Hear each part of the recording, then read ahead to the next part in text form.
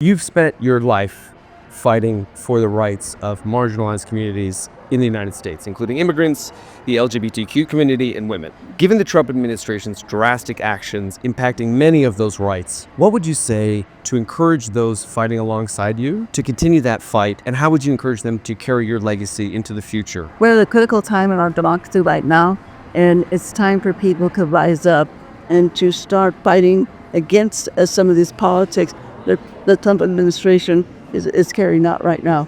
Because not only are the people that are being deported being hurt, but the economy is being hurt also. Because so many of the people that are being deported, the whatever money they earn, they spend it in the community. And so the families are being hurt, the economy is being hurt, everybody's being hurt by these policies. And we know that a lot of these, especially small businesses, agriculture, they depend on the workers, right? And so now those workers are going to be gone. So it's having a really, really negative effect on everybody.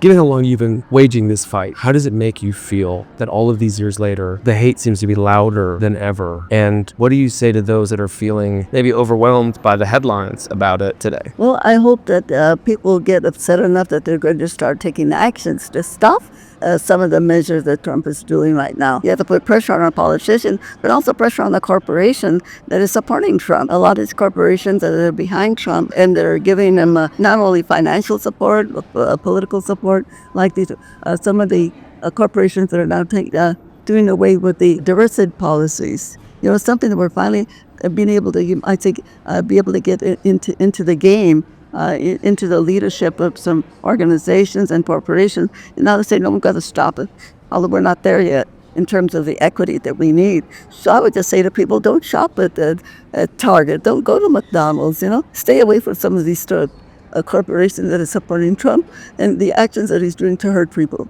How have you stayed optimistic amid such a difficult fight for all of these years? Well, you have to look back and see what has happened. During the Hoover administration, when we had the big depression, what happened right after that? We got the New Deal. Workers got the right to organize into unions. And during the 60s, when we had the Civil Rights Movement, the Vietnam War, we had a big peace movement to stop the Vietnam War. You had the beginning of the LGBTQ movement, the beginning of the environmental movement, the third wave of the women's movement. And so out of every very dark spot that we're in, then we come out of it a lot stronger. And that's going to happen here too. And now we're going to have to fight for economic justice, economic equity and equality, not just political.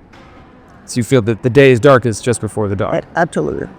Well, thank you so much, Dolores Huerta. It is an absolute honor. Thank you. Thank you for... It's my pleasure.